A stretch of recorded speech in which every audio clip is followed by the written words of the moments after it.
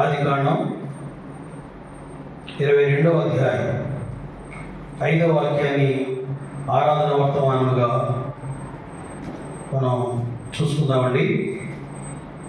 Genesis chapter 22 verse 5.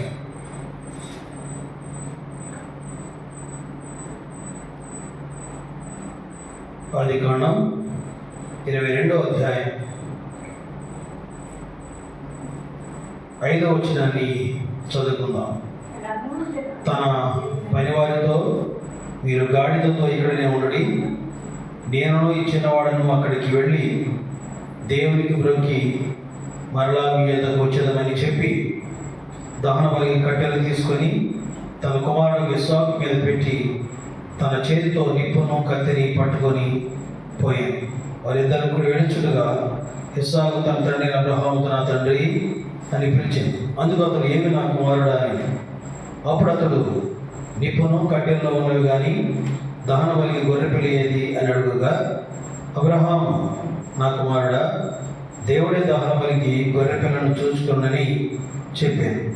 అలాగూ వారిద్దరూ కూడి వెళ్ళి దేవుడు అతనితో చెప్పిన చోటికి వచ్చినప్పుడు అబ్రహాము అక్కడ బలి పీఠము కట్టి కట్టెలు చక్కగా పేర్చి తన కుమారుడు ఇస్సాకును బంధించి ఆ పీఠం పైనున్న కట్టెల మీద ఉంచింది. అప్పుడు అబ్రహాము తన కుమారుని వధించుటకు తన చెయ్యి చాపి కత్తి పట్టుకొనగా యెహోవా దూత పరలోకం నుండి అబ్రహామా అబ్రహామా అని అతన్ని పిలిచాడు. అందుకు అతను చిత్త ప్రభువా అని. అప్పుడు ఆయన చిన్నవారి మీద చేయి వేయకము, అతన్ని ఏమీ చేయకము, నీకు ఒకడై ఉన్న నీ కుమారుని నాకియ వెనతీయలేదు కనుక నువ్వు దేవునికి భయపడేవాడవని ఇందువల్ల నాకు కనబడుచున్నది అనేను. దీనికి సహాయంగా 16వ వచనాన్ని మనం చదువుకుందాం. 16వ వచనం అందరికాలు చదువుకుందాం. 16వ వచనం అదే అధ్యాయం. నీకు ఒక్కడై ఉన్న నీ కుమారుని వెనుతీయక ఈ కార్యం చేసినందున నేను నిన్ను ఆశీర్వదించి ఆకాశ నక్షత్రములను సముద్ర తీరముందని ఇసుక వలెను నీ సంతానము నిశ్చయముగా విస్తరింపచేశాను. నీ సంతతి వారు తమ శత్రువులుగా నీ స్వాధీనపరుచుకుందరు. మరియు నీవు నా మాట విన్నందున భూలోకములోని జనములన్నీ నీ సంతానం వలన ఆశీర్వదించబడును. నా తోడని ప్రమాణం చేయుచున్నానని యెహోవా సెలవిచ్చెను. ప్రార్థన చేసుకుందామండి. దేవుడు సహాయం కోసం మరి ఈ యొక్క వాక్యం మరి ఆరాధనకి మనకు సహాయపడలాగున దేవుని యొక్క సన్నిధి మనతో ఉండలాగున ప్రార్థన చేసుకుందామండి. ప్రేమ నమ్మకం గల మా ప్రియ పరలోకపు తండ్రి, పరిశుద్ధుడు నమ్మకమైన మా ప్రభువా, నీకు వందనాలయ్యా. అపారమైన నీ కృపకే ధన్యవాదాలు. చేస్తున్న మీరులు చేయబోతున్న కార్యములకి స్తోత్రాలు ప్రభు. మరి మా జీవితంలో 2026 సంవత్సరం మరి 18వ తారీఖు జనవరి మాసంలో మనం ప్రవేశపెట్టావు. అందరూ నీకు స్తోత్రాలు ప్రభా. మరి ఇప్పటి వరకు అందరిని ప్రభు కాచి కాపాడి మరి నీ రెక్కల చోట్ల భద్రపరుచుకొని ప్రభా నీ కృప చూపిస్తూ కృప వెంబడి కృప చూపిస్తూ ప్రభా మరి ఈ పునరుద్ధాన దినంలో మమ్మల్ని అందరినీ ప్రవేశపెట్టి ఆత్మతో సత్యముతో ఆరాధన చేయడానికి ప్రభా సిద్ధపరిచేవాళ్ళని బట్టి నీకు స్తోత్రాలు ప్రభా. ఇచ్చిన లేఖన భాగాన్ని బట్టి నీకు స్తోత్రాలు ప్రభు. మరి ఆరాధన అనే పదం మరి ఆదికాండం 22:5లో మేము చూస్తూ ఉన్నాం ప్రభా. మరి ఈ యొక్క ఆరాధన మరి ఎందుకు చేయాలి, ఎలా చేయాలి, ఎవరికి చేయాలి, ఎప్పుడు చేయాలి, ఏ విధంగా చేయాలి అని కొన్ని విషయాలు ఈ ఆరాధనలో కొన్ని ముఖ్యమైన భాగాలు మాకు నేర్పించండి ప్రభు. మరి మా యొక్క ప్రభా మరి ప్రాణాత్మ శరీరాలు నీకే సమర్పించి మేము అడుగుతున్నాం కనుక మరి సన్నిధి మాతో ఉంచి ప్రభా నీ దాసును నిలబెట్టుకుని ప్రభా మరి వెలగలిగిన మనసును గ్రహింపగల శక్తిని బిడ్డకు దయచేసి నీ దాసుని మీరు అభిషేకించి మీరు మాట్లాడుకోమని ప్రార్థన చేస్తూ తద్వారా మీరు మహిమ ఘనత ప్రభావాన్ని పొందుకోమని మా ప్రభును మా రక్షకుడైన యేసు అతి పరిశుద్ధ నామములో ప్రార్థించి వేడుకొనుచున్నాము తండ్రి, ఆమేన్. చదువుబడిన లేఖన భాగం మనందరికీ సుపరిచితమే. ఆదికాండం ఎన్నోసార్లు మనం చదివాం. ఆదికాండం ఎన్నోసార్లు మనం చదివి ఉంటాం. ఎన్నోసార్లు అంటే మరి చాలామంది ఆదికాండం చదివి ఉంటారు. అయితే ఈ యొక్క వర్షిప్ అనే పదం ఇక్కడే ఉంది. ఆది కాండంలో ఏముంది, 22:5లో వర్షిప్ అనే మాట ఉంది. కన్నడంలో దేవారాధన మాడింది. తెలుగులో అయితే మొరొక్కి అనే పదం ఉంది. కనుక మొక్కడం అంటే ఆరాధన. అంటే బైబిల్ గ్రంథంలో ఎక్కడైనా ఆరాధన, ప్రార్థన, ప్రేమ అని ఎక్కడైనా పదాలు కనబడితే, మందిరం అని కనబడితే దాని ఆత్మీయ సత్యాలు అక్కడే ఉంటాయి. ప్రేమ అని కనబడింది అనుకోండి, అసలు ఏంటి ప్రేమ, ఎవరి ప్రేమ, ఎలాంటి ప్రేమ, ఎప్పుడు ప్రేమ, ప్రేమ ఏం చేస్తుంది, ఇవన్నీ లక్షణాలు అక్కడ కనబడతాయి. కానీ ఇక్కడ మనకి ఆరాధన అనే పదం బైబిల్ గ్రంథంలో మనం చూస్తా ఉన్నాం. ఈ ఆరాధన మరి ఎందుకు ఉంది ఇక్కడ? మరి ఇక్కడ ఏమో మొరొక్కి అని తెలుగులో, ఇంగ్లీష్లో వర్షిప్ అనే పదం ఉంది. మరి కన్నడలో దైవారాధన మరి కరెక్ట్గానే ఉంది. తెలుగులో మొరొక్కి అనే పదం ఉంది, మొరొక్కి. కనుక అబ్రహాము తన ఇస్సాకు కుమారుడు వెళ్ళి మొరొక్కి మరలా వస్తామని మరి ఇక్కడ మనం చదువుకున్నాం. కానీ దేవుడు అడుగుతూ ఉన్నాడు, బలి ఇవ్వమని అడుగుతూ ఉన్నాడు. ఆరాధన అంటే ఏమిటంటే అర్పణ. ఆరాధన అంటే ఏమిటి? ఇప్పుడు అర్పణ, గివింగ్, ఇచ్చేది అన్నమాట. కనుక ఈ ఆరాధన అనే పదం అబ్రహాము ఫుల్ఫిల్ చేశాడు. కనుక మనం తర్వాత చదువుకున్నాం 16, 17, 18 వచనాల్లో ఏముంది అక్కడ? ఆశీర్వాదం ఉంది. ఆరాధన దేవుడు కోరినట్టు నీవు నేను చేయగలిగితే మన జీవితం ఏముంటుంది? ఆశీర్వాదం, మల్టిప్లై అనే మాట మనం ఇక్కడ చూస్తూ ఉన్నాం. కనుక దేవుడు కోరుకున్న విధంగా నీవు ఆరాధన చేయగలిగితే నీ జీవితంలో ఏమొస్తుంది?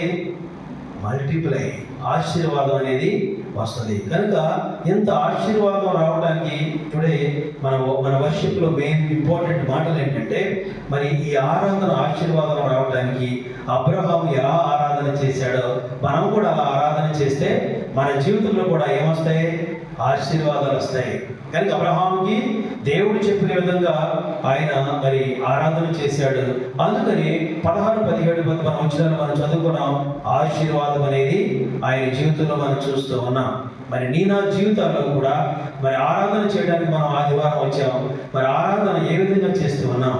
అబ్రహాము వలె నేను చక్కగా దేవుడు చెప్పిన విధంగా ఆరాధన చేయగలిగితే నీ జీవితంలో, నా జీవితంలో ఏముంటాయి? ఆశీర్వాదాలు, బ్లెస్సింగ్స్, మల్టిపుల్ మరి బ్లెస్సింగ్స్ అనేవి దేవుడు ఇవ్వడానికి సిద్ధంగా ఉన్నాడు. కనుక మరి అబ్రహాము ఏమేమి చేశాడో ఈ యొక్క అధ్యాయంలో మరి లోతుగా ధ్యానించాలని ఆశపడుతున్నాను నేనైతే. అబ్రహాము మరి ఆరాధన ఏ విధంగా చేశాడు అనేది మొట్టమొదటిగా నేను చెప్పడానికి నేను ఇష్టపడుతూ ఉన్నాను. ఎందుకంటే ఆరాధన మనం ఈ విధంగా దేవుడు చెప్పిన విధంగా మనం చేయకపోతే కనుక మరి ఏమి వస్తాయో మరి లేవియాకాండం 10వ అధ్యాయం 1వ వచనంలో మనకు కనబడుతుంది. లెవిటికల్ చాప్టర్ 10:1 యాజక గాడ 10వ అధ్యాయ 1వ వచనం. లేవియాకాండము 10వ అధ్యాయం 1వ వచనం చదవండి. అహరోను అతని కుమారుడు, చదవండి English fast. The sons of Aaron took either of them his censer and put fire therein and put incense thereon and offer strange fire before the Lord, which he commanded them not. చూడండి, కనుక వేరొక అగ్నిని తీసుకుని అహరోను కుమారులు ఎప్పుడైతే బలిపీఠం దగ్గరకు వచ్చారో ఏమైపోయారు? వెంటనే చంపబడ్డారు. దేవుని యొక్క ఉగ్రత వారి మీద వచ్చింది. కనుక అహరోను వల్ల మేము కూడా వేస్తాం అని వెళ్ళిపోయి, అంటే అయోగ్యంగా మరి ఏది పడితే అది నిప్పుని తీసుకొచ్చి వేయకూడదు. అంటే ఆరాధనలో దేవుడు కోరుకున్న ఆరాధన చేయాలి, లేకపోతే ఆశీర్వాదం కాదు, శాపం వస్తుంది అని ఇక్కడ మనకి తెలియజేస్తూ ఉంది. కనుక నేను ఉదయకాల సమయంలో దేవుడు మనందరినీ రాజులైన యాజక సమూహంగా చేశాడు. ఎందుకని? ఆరాధన చేయటానికి. దేవుణ్ణి మనం ఆరాధన చేయడానికి రాజులైన యాజక సమూహంగా చేర్చాడు. కనుక నేను కూడా ఈ ఉదయకాల సమయంలో మరి కొన్ని విషయాలు మనం మరి దేవుని యొక్క ఈ ఆరాధనలో కొన్ని ఆత్మీయ సత్యాలు మనం నేర్చుకున్న తర్వాత మనం ఆరాధనలోకి వెళదాం. కనుక మొట్టమొదటిగా అబ్రహాము ఆరాధనలో ఆశీర్వాదం ఎందుకు వచ్చింది అని మనం ఆలోచన చేస్తే, మొట్టమొదటిగా 22వ అధ్యాయం 1వ వచనంలో ఏముందంటే, ఆరాధనలో ఒక మైన్ పాయింట్ నేను రాసుకుంటూ ఉన్నాం. ఆ సంగతులు జరిగిన తర్వాత దేవుడు అబ్రహామును పరిశోధించాను. కనుక ఆరాధనలో మొట్టమొదటి ఏముంటది? పరిశోధన ఉంటుంది. ఆరాధన ఏముంటది? పరిశోధన ఉంటది. కనుక ఆరాధన మనం సిద్ధపడి వచ్చాం. నీ హృదయం ఏ విధంగా ఉందో దేవుడికి తెలుసు. నా హృదయం ఏ విధంగా ఉందో దేవుడికి తెలుసు. కనుక వర్షిప్ చేయడానికి నీవు వచ్చావు. నీ హృదయం ఎలా ఉంది పరిశోధించుకోవాలని. ఆరాధన చేయడానికి ముందు మనం హృదయాన్ని పరిశోధన చేసుకోవాలి, పరిశీలన చేసుకోవాలి. కనుక నేను అబ్రహాము ఆరాధన పరిశోధనతో ప్రారంభమైంది. పరిశోధిస్తున్నాడు దేవుడు. మరి నీకు ఒక్కగానొక్క కుమారుడు నీకు ఇచ్చాను నేను, మరి నాకు ఇస్తావా లేదా అని పరిశోధిస్తూ ఉన్నాడు. కానీ నిన్ను కూడా దేవుడు అడుగుతూ ఉన్నాడు, నీ హృదయం మరి ఎలా ఉంది ఉదయకాల సమయంలో?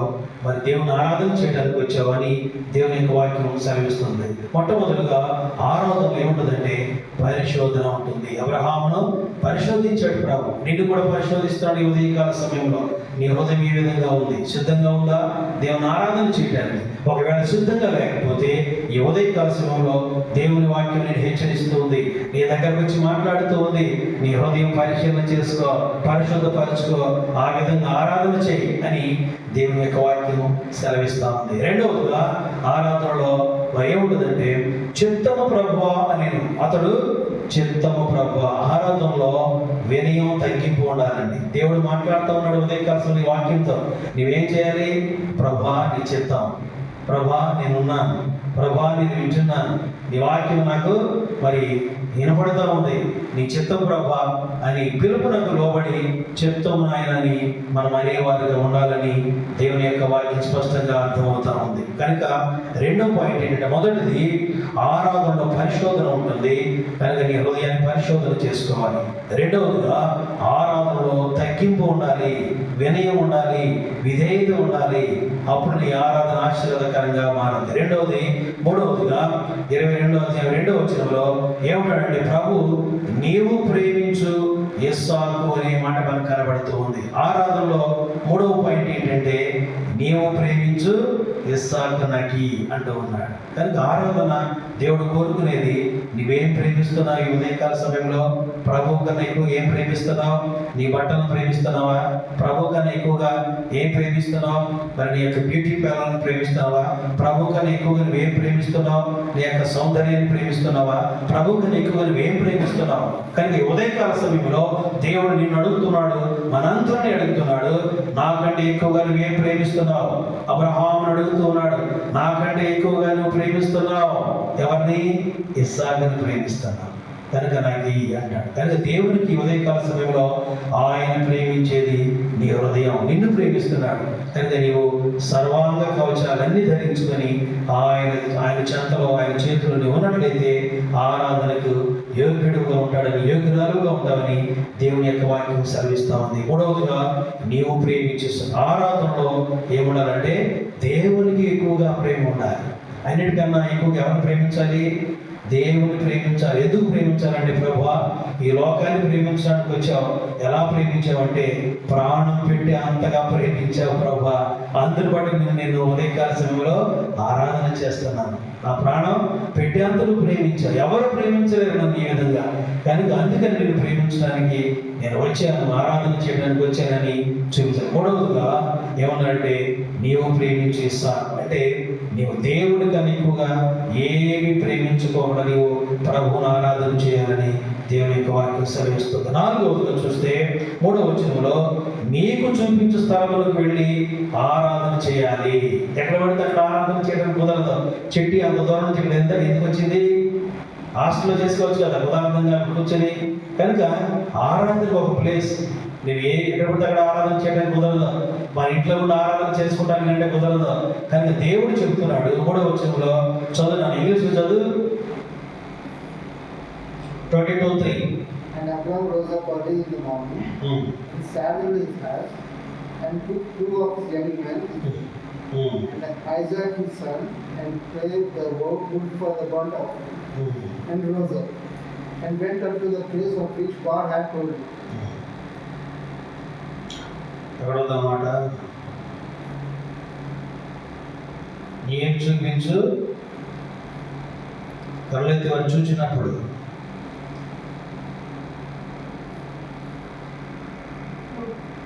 ఫోర్లో ఉందా? And on the third day Abraham lifted up his eyes and saw the place afar off, And Abraham said unto his young men, Abide ye here with the ass, and I and the lad will go yonder and worship. And now again to you. Yes. కనుక నేను చూపించు ఆ స్థలానికి వెళ్ళి అక్కడికే వెళ్ళాలి. ఎక్కడ పడితే అక్కడ వెళ్ళకూడదు. ఈ నా ప్రాంతంలో చాలా దూరం వెళ్ళలేదు నాయన, ఇక్కడ బలిస్తానంటే కుదరదు. నువ్వు అక్కడికి వెళ్ళి అర్పించాలి, ఇక్కడికి వెళ్ళి అర్పించాలి. అంటే దేవుడు చూపించే స్థలం పరిశుద్ధ ఆలయం. దేవుడు చూపించే స్థలం ఆ యొక్క యెరూషలేములో ఉన్న దేవాలయం. దేవుడు చూపించే స్థలం ఇక్కడ గిలగాలని ఆరాధన స్థలం. దేవుడు చూపించే స్థలం దేవుని మందిరం. కానీ అక్కడికి వెళ్ళి మనం ఆరాధన చేయాలి. కనుక అందరూ ఆరాధన చేయడానికి వచ్చాము. కనుక ఆరాధన ఒక ప్రత్యేకమైన స్థలంలో ఆరాధన చేయాలి. కనుక దేవుడు చెబుతూ ఉన్నాడు, 4వదిగా ఏం చెప్పాడంటే ఆరాధనకు చూపించు స్థలమునకు వెళ్ళాలి అంటే బయలుదేరి వెళుతూ ఉన్నాడు. 5వదిగా మనం చూస్తే 22-3 వచనంలో తెల్లవారినప్పుడు అని మనకు కనబడుతుంది. కనబడుతుందా?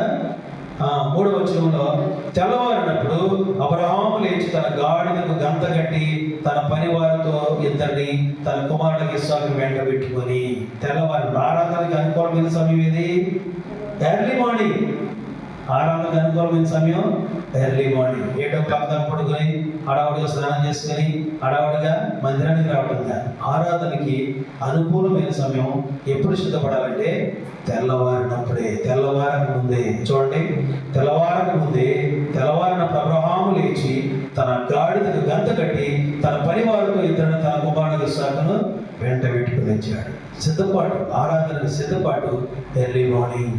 ఆరాధనకు సిద్ధపాటు ఎర్లీ మార్నింగ్. ಬೆಳಗ್ಗೆ నీవు సిద్ధపడಬೇಕು. ಬೆಳಗ್ಗೆ కనుక ఎర్లీ మార్నింగ్ నువ్వు దేవునికి ఆరాధనకు సిద్ధపడి రావాలి. అందుకని అబ్రహాము ఆరాధనలో ఆశీర్వాదం వచ్చింది. 6వదిగా చూస్తే 22-12 వచనంలో ఒక మాట మనకు కనబడుతుంది. 6-12 They know that I have appointed in the day. Neither do thou iniquity unto me. For now I know that thou fearest God. See thou art. చాలండి. నీవు దేవునికి భయపడి వాడని ఆరాధన ఏముంది? ఫియరెస్ట్ గాడ్. ఆరాధన ఎటువంటి ఆరాధన చేయటం కాదు, ఏదో టైంపాస్ వచ్చి ఆరాధన చేయటం కాదు. అవును కదా, హాయిగా వచ్చేసి ఏదో పెదవులతో 2 మాటలు చెప్పి వెళ్ళిపోవటం కాదు. ఆరాధనలు ఏముండాలి? ఫియరెస్ట్, దేవునికి భయపడి ఆరాధన చేయాలి. భయపడిపోయాడు. ఒక్కడై మన కుమారుడిని అనగానే అయ్యో ప్రభా నిజమే, నీవు ఇచ్చావు 100 సంవత్సరాలకి, కానీ నేను నిన్ను మర్చిపోయి నేను ప్రేమిస్తున్న ఇస్సాకుని, అందుకని ఇస్సాకును ప్రేమించేస్తాను. కానీ నిన్నే ప్రేమిస్తున్నాను, ఇక నుంచి ప్రేమిస్తానని దేవుడు చెప్తూ ఉన్నాడు. ఒక్కడేమో నీ కుమారుడిని నాకు అనగానే నీవు ప్రేమించిస్తాకు అన్నాడు. ఒక్కడేమో నా కుమారుడు అంటే సరిపోతుంది, ఒకటే కుమారుడు కాబట్టి. కానీ నీవు ప్రేమించిస్తాకు అనగానే అబ్రహాముకి అర్థమైపోయింది. కనుక అంతగా ప్రేమిస్తున్నాడు అబ్రహాముని. అబ్రహాము ఇస్సాకుని మనకు కనబడుతూ ఉంది. కనుక 6వదిగా ఆరాధనలు ఏముండాలంటే దేవునికి భయపడే వారిగా ఉండాలి. మనం భయపడే ఆరాధన చేయాలి, భయభక్తులతో ఆరాధన చేయాలి. భయభక్తులతో ఆరాధనే నీకు ఆశీర్వాదకరంగా మారిందని దేవుని యొక్క వాక్యం స్పష్టంగా అర్థమవుతా ఉంది. కనుక 7వదిగా మనం చూస్తే 22-5 వచనంలో మీరు గాడిదతో ఇక్కడనే ఉండండి అనే మాట మనకు కనబడింది. కనుక గాడిద బైబిల్ గ్రంథంలో పాత నిబంధనలో ఎలాంటిది? అపవిత్రమైనది. ఆరాధనకి అపవిత్రమైనది అవకాశం లేదు, అపవిత్రమైనది ఎలవ్ లేదు. ఆరాధనకి అపవిత్రమైనది ఎలవ్ లేదు. అపవిత్రమైనది ఏంటి? శరీరకార నేత్రాశ, శరీరాశ, జీవపుడంబాన్ని చంపివేసి ఆరాధన చేయాలని దేవుని యొక్క వాక్యం చెప్తా ఉంది. కనుక ఆయన చెప్తూ ఉన్నాడు, అబ్రహాం మీరు పనివారి గాడిదతో మీరు ఇక్కడనే ఉండండి. గాడిద అపవిత్రమైనది, కనుక అపవిత్రమైనది పరిశుద్ధ స్థలానికి అవసరం లేదు. అపవిత్రమైనది పరిశుద్ధ స్థలానికి రాకూడదు. కనుక మీరు ఇక్కడనే ఉండండి, నేను ఈ చిన్నవాడు మాత్రమే ఆరాధన చేసి వస్తాను. ఎంత గొప్ప మరి ఆశీర్వాదం రావడానికి ప్రధానమైన కారణం అపవిత్రమైన దానికి ఆరాధనలో చోటు లేదు, చోటు ఉండకూడదు అని అబ్రహాము ఆరాధనలో మనకు తెలియజేస్తా ఉన్నాడు. కనుక అబ్రహాము ఆరాధన ఆశీర్వాదకరంగా మారిందంటే ఆ యొక్క ఆరాధనలో ఏముంది? హోలీ ఉంది, పరిశుద్ధత ఉంది, భయం ఉంది. మరి దేవుని ఎక్కువగా ప్రేమించే విధానం ఉంది. కనుక అబ్రహాం ఆరాధన ఆశీర్వాదకరంగా మారింది. ఇంకా మనం 8వ మనం చూస్తే 22:6 వచనంలో మనం కనబడుతూ ఉంది, వారిద్దరూ అనే మాట మనకు కనబడుతూ ఉంది. కనుక వారిద్దరూ కూడి వెళ్ళుచుండగా అని మనకు కనబడతా ఉంది. ఇద్దరు ఆరాధనలో ఐక్యత ఉండాలి. ఆరాధనలు ఏముండాలి? నేను ఒక్కడు ఆరాధన చేసుకుంటాను ప్రభు, ఒంటరిగా ఇంట్లోని నాకు ఎవరితో సంబంధం లేదు అని ఆరాధన చేసి, ఆరాధన ఏముండాలి? ఐక్యత ఉండాలి.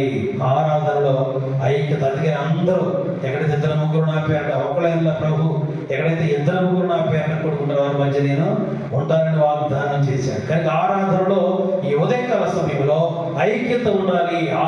ఐక్యతగా ఆరాధన చేస్తే దేవుడు ఆశీర్వాదకరంగా మారుస్తాడని దేవుని యొక్క వాక్యం మనకు సెలవిస్తా ఉంది. 22వ అధ్యాయం 9వ వచనంలో అక్కడ మనకు తెలుగులో ఏంటంటే బాగా స్పష్టంగా కనబడుతూ ఉంది, కట్టెలు చక్కగా పేర్చి అనే మాట మనకు కనబడుతూ ఉంది. కట్టెలు చక్కగా పేర్చి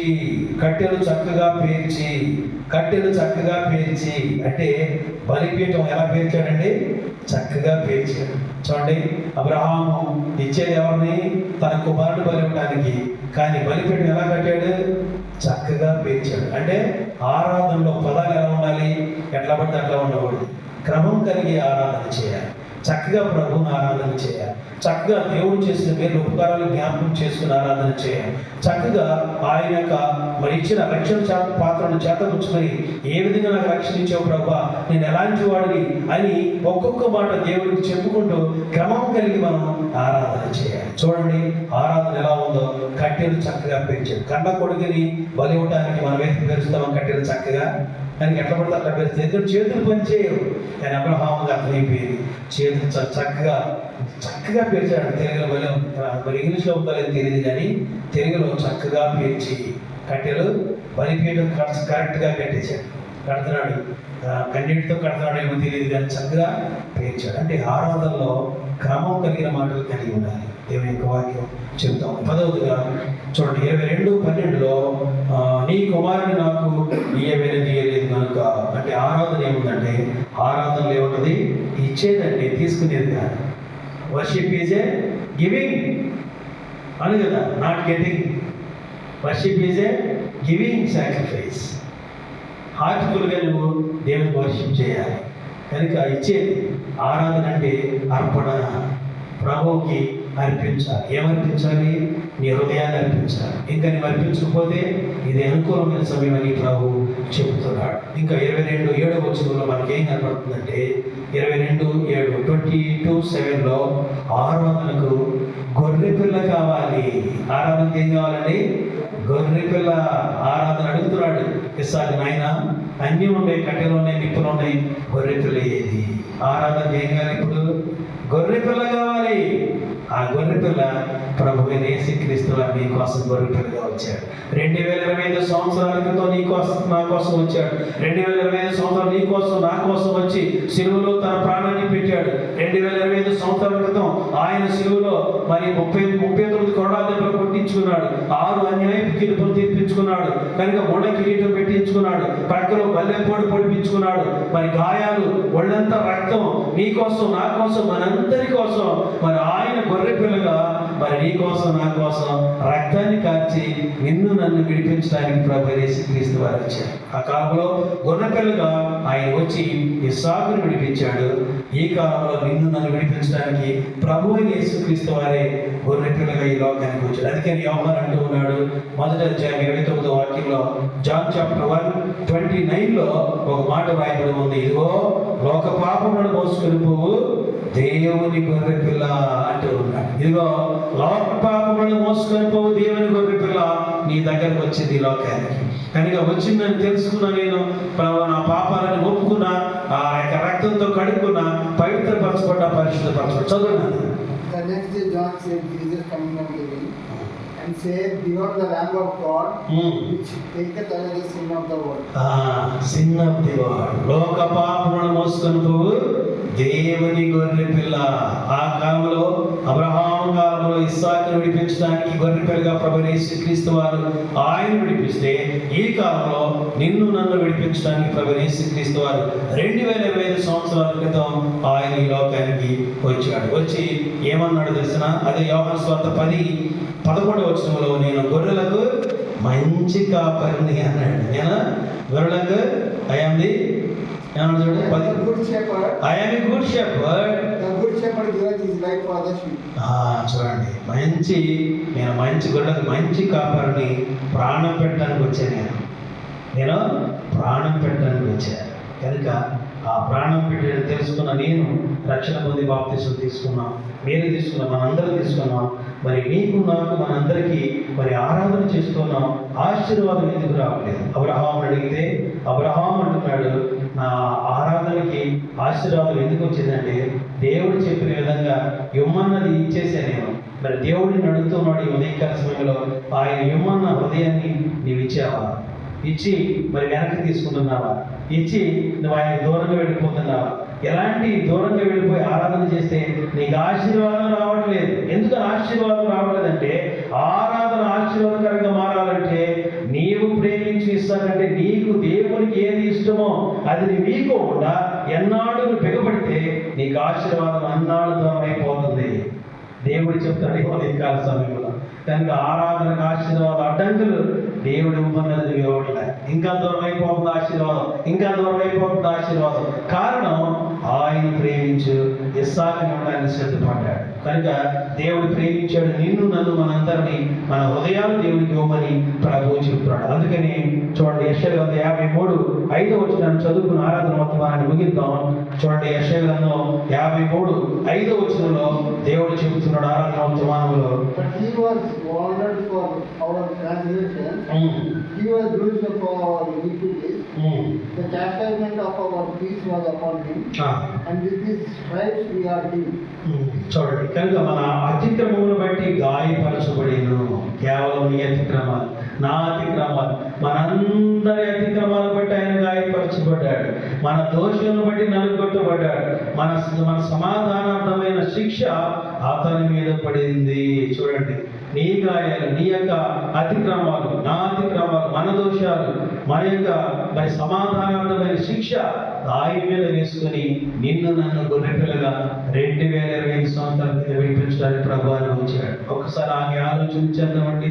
ఈ యొక్క ఉదయకాల సమయంలో దేవుడు అడుగుతూ ఉన్నాడు, ఓ ప్రియ విశ్వాసి, ప్రియ సహోదరి, ప్రియ సహోదరుడా, ఆరాధన చేస్తానికి వచ్చావు, నీ హృదయం ఎలా ఉంది? నాకు ఇష్టమైన హృదయంగా ఉందా? నీకు ఇష్టమైన హృదయంగా నీకుందా? నీకు ఇష్టమైన హృదయంతో నీవు ఆరాధన చేస్తే నాకు ఇష్టం లేదని దేవుడు చెప్తున్నాడు. నాకు ఇష్టమైన హృదయంతో నీవు ఆరాధన చేస్తే నీ ఆరాధన ఆశీర్వాదకరంగా మారుస్తానంటున్నాడు. కనుక ఒక్కసారి ఆగి ఆలోచన చేద్దాం.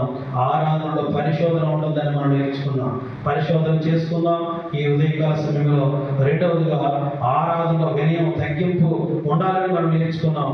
మరి తగ్గింపు కలిగి మనం మరి ఆరాధన చేద్దాం. ఆరాధనలో మూడవదిగా నీవు ప్రేమించి ఇస్సాకు అన్నాడు.